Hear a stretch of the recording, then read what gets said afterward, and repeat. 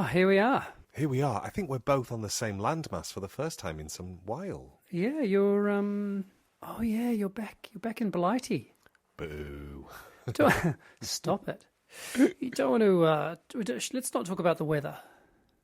It's sunshiny here, so I can talk about it. Oh, it's freezing though. Oh, yeah, it's freezing. It's absolutely Arctic. Yep, it's Arctic. It's Arctic, which is, an interesting state of affairs to be occupying in April. Mid-April. It's true, but let's not talk about that. No, let's not. Let's talk about something else.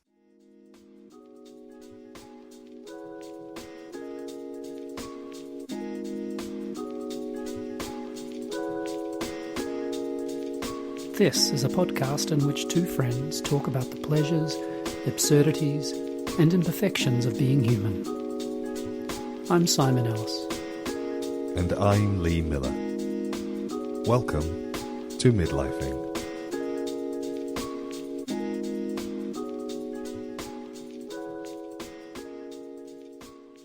Are you all right? I am all right. My cough is gone. Oh, that's good. So you can laugh without having to...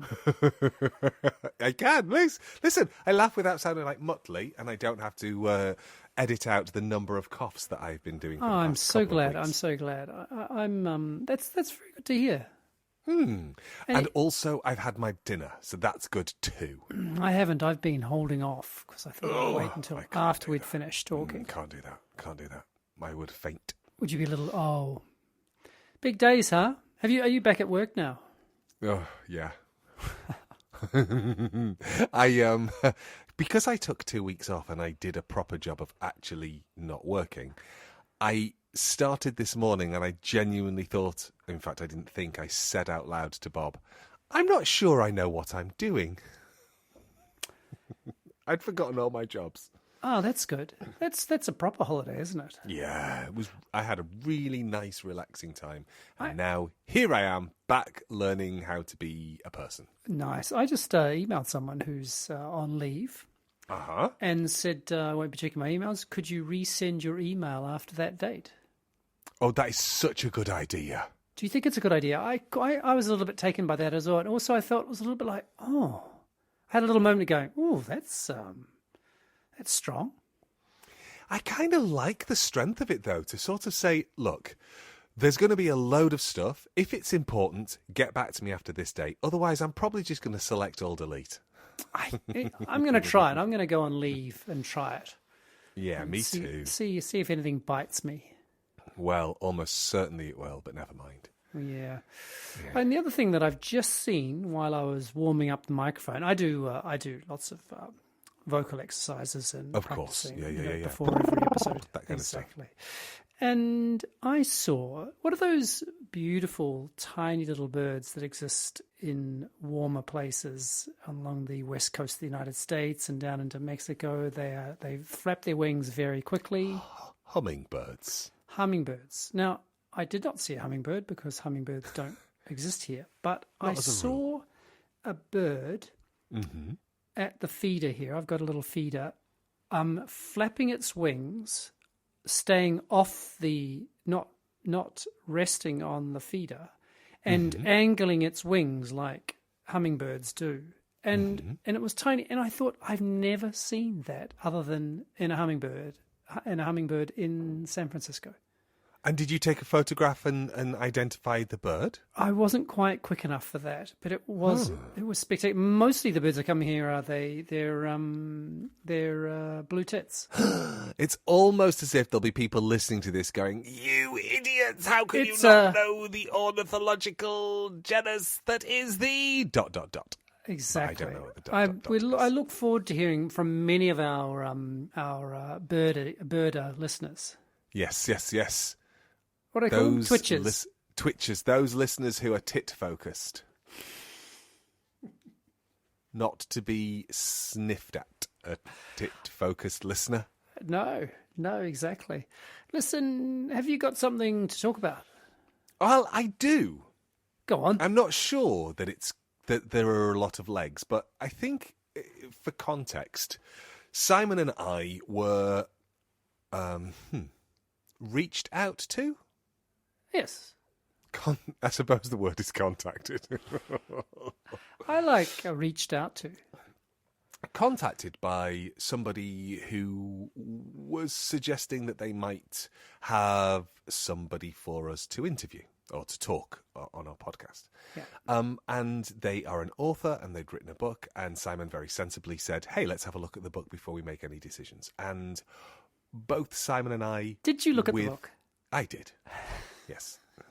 We both struggled a little bit. And I think what it made me think about was taste. You and I have, I would say, quite radically different taste in our, shall we call it, cultural product. Our cultural There's not a massive amount of overlap. Gee, I reckon there's probably more. Well, anyway, go on. Well, even if there probably is actually more than we would. Of all the cultural things in the world. Yeah, like all the possibilities. I think we're in the same hemisphere for sure. Yeah, but we're definitely in different countries because you love a documentary, and I've yet to meet a documentary that I can get all the way through. It's true, I do love a documentary. Yeah, that's what I watched on the way to New Zealand. I just watched documentaries. Seriously? Yeah, I loved it. So on the way back from Lisbon, I watched a film called Thrash, which is on Netflix. If people haven't watched it, I strongly encourage you to watch it. It is a Category 5 hurricane makes landfall, breaks the levees, the sea comes in, as do a herd of bull sharks and a great white into a town that is being flooded, and then chaos ensues. As you can imagine, it's as bad as it sounds. And I was watching it on the plane on my phone because I wasn't even planning on watching anything on the plane, but my phone had automatically downloaded it. I thought, oh, go on, I'll give it 5 minutes. And after the flight, the man next to me went, "What were you watching?" And I said, "Oh, yeah, a film called Thrash." And he went, "Yes, because that's what you did." Oh, really? You were thrashing in your street, jumping, in your seat. Yeah, because there was lots of like, "Oh no, don't! Oh no, the shark!" So I was wiggling around, and that's what I was watching, rather than a sensible documentary. So the film was describing your response to the name of the film was a description of your response. Absolutely, that is what I did, and thankfully the man next to me was fairly chipper about the whole thing.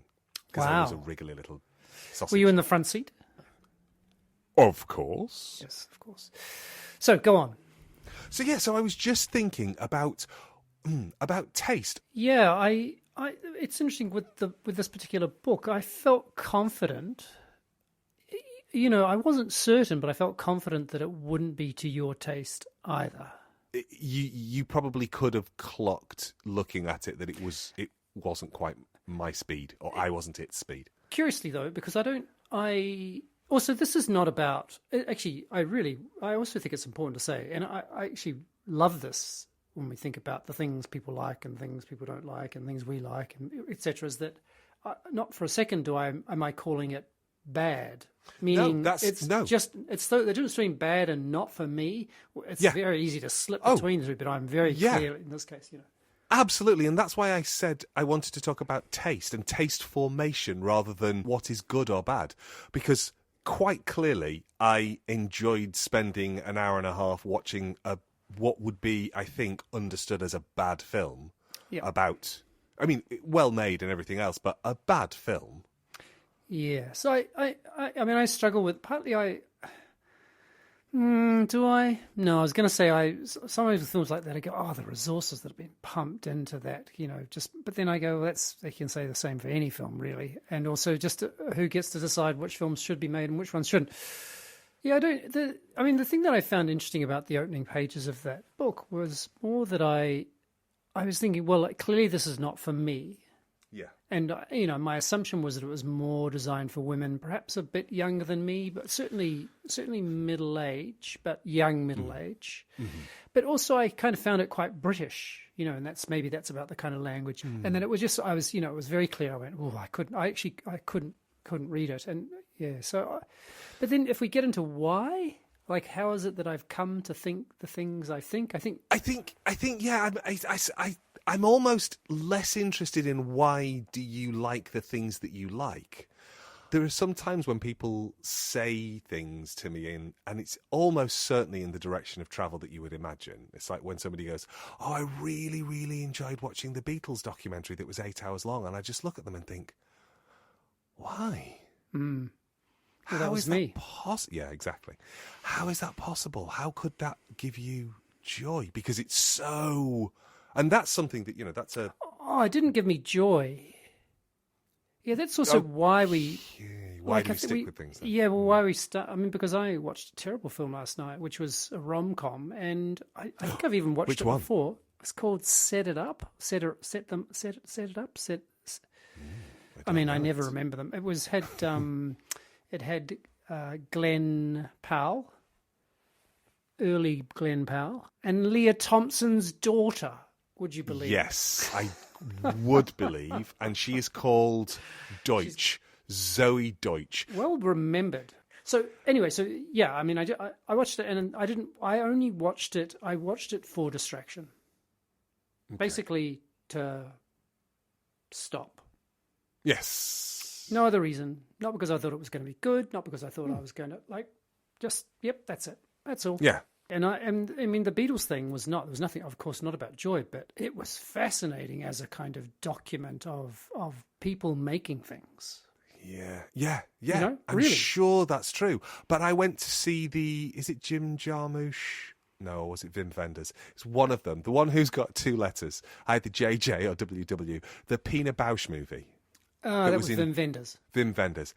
Christ on a fucking bike. That was the most boring sack of shit I sat through. It was truly painful. Everybody I went with was crying and ripping their clothes and going, Pina, oh my God. It was just like, it's so boring. I don't care. I'd much rather watch Cafe Mula. I don't want to watch people. Oh, I just couldn't bear it. And it was in 3D. Cafe Mula was one of, just for people listening, was one of Pina Bausch. It was probably Pina Bausch's most famous work. Probably. I reckon so, yeah. And Pina Bausch was a German choreographer who was full on into expression.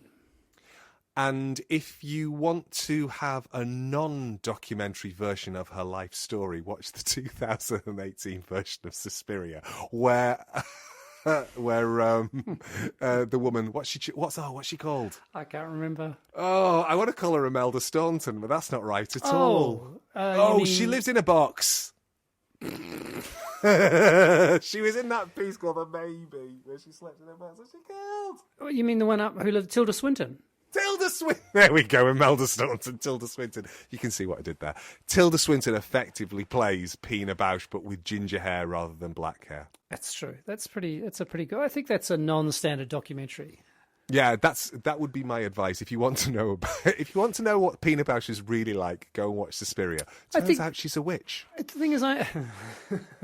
thing is, you heard it here. Let's talk about a what's the word? Non sequitur? No, well that too, but no, when you a scoop. A scoop.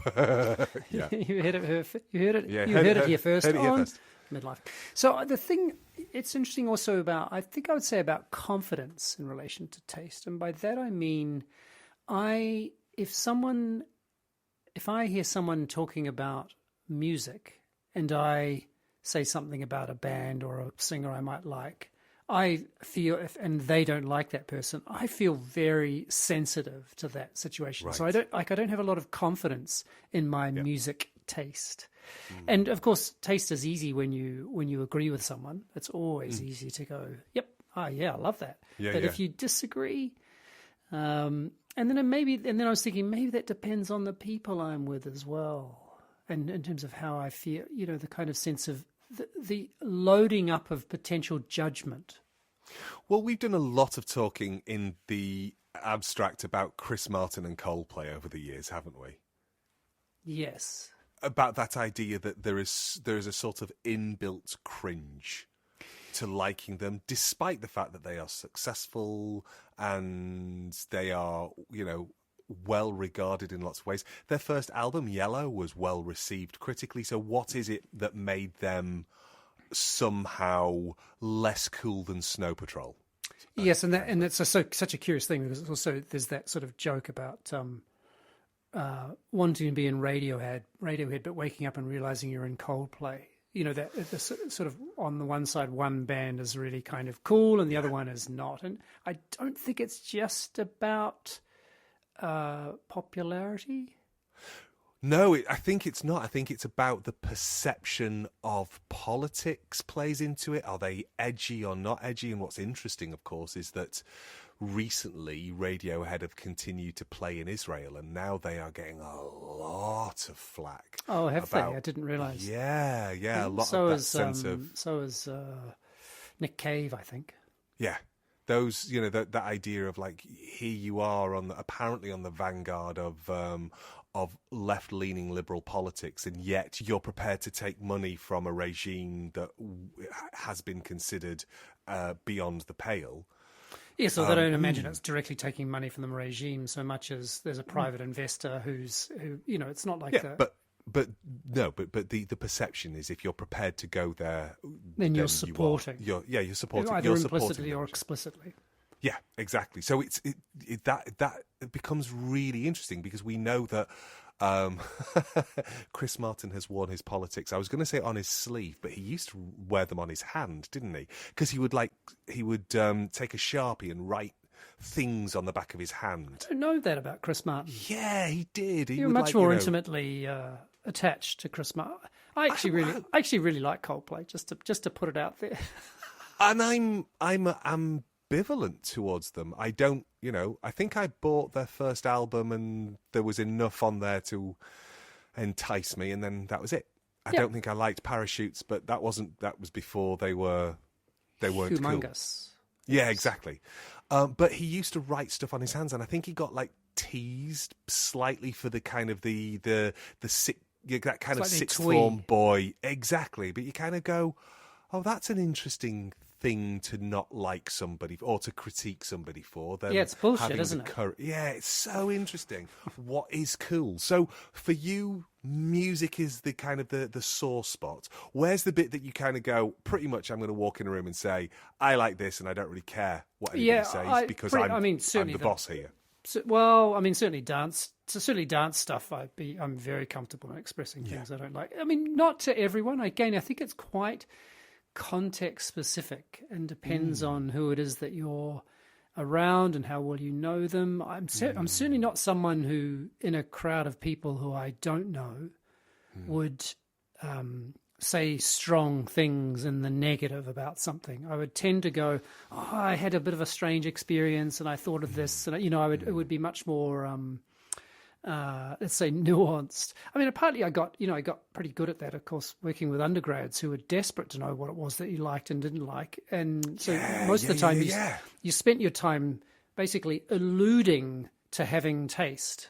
Yeah. Eluding. Oh, no, you were eluding. Eluding the idea that you have taste. Yes, evading. Not evading. It's interesting because, that I remember that quite strongly. That, what did you think? It's like, oh, well, that's a really interesting question.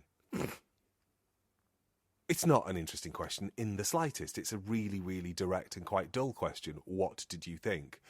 And I would always give I find it too difficult to give an immediate response because all you're going to get is my feelings. You're not going to hear what I think about it.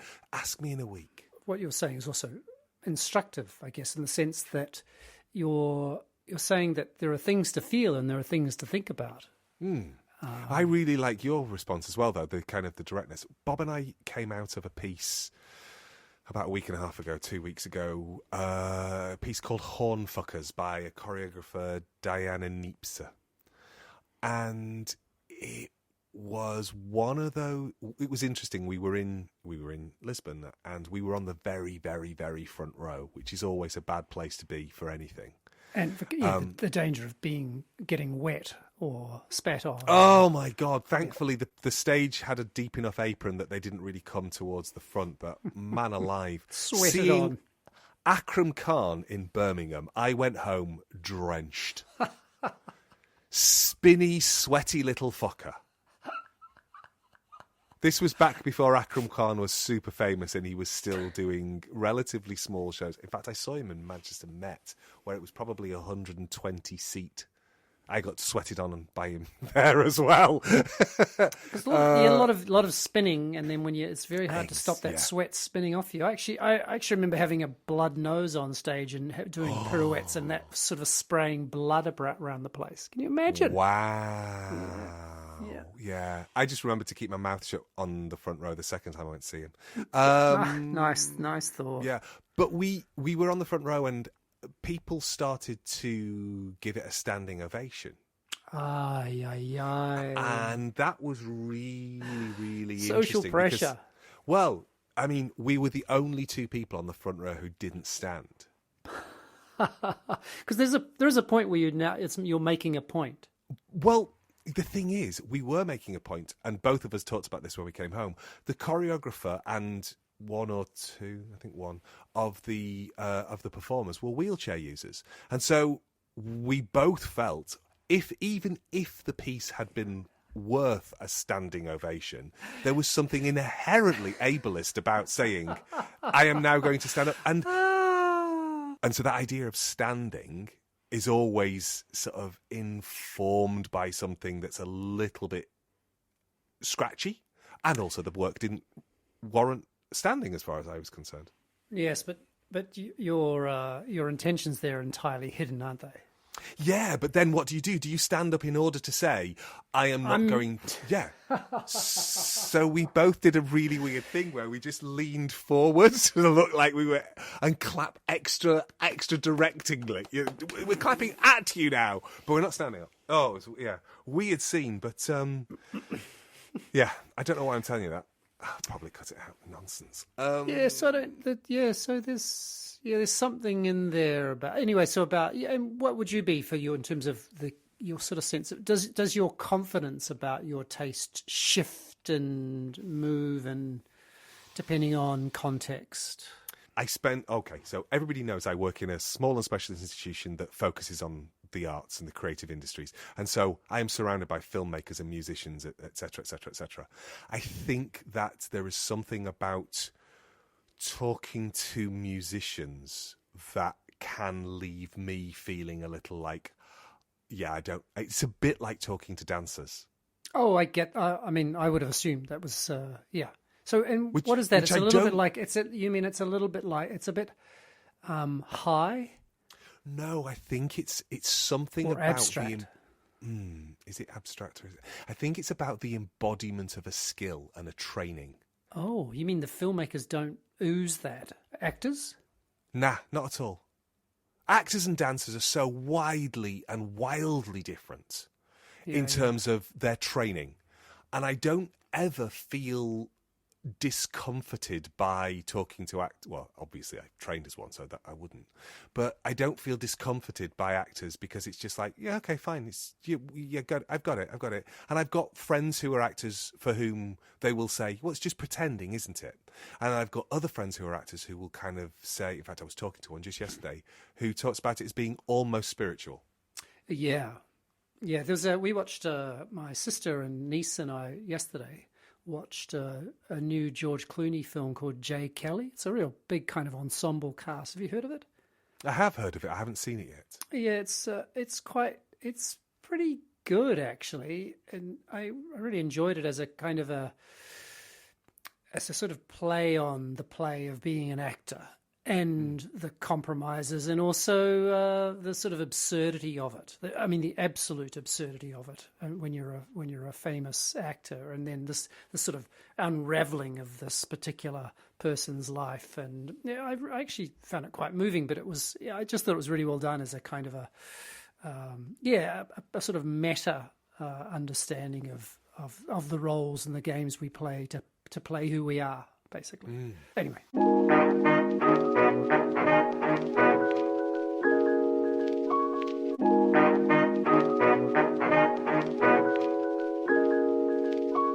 I don't know.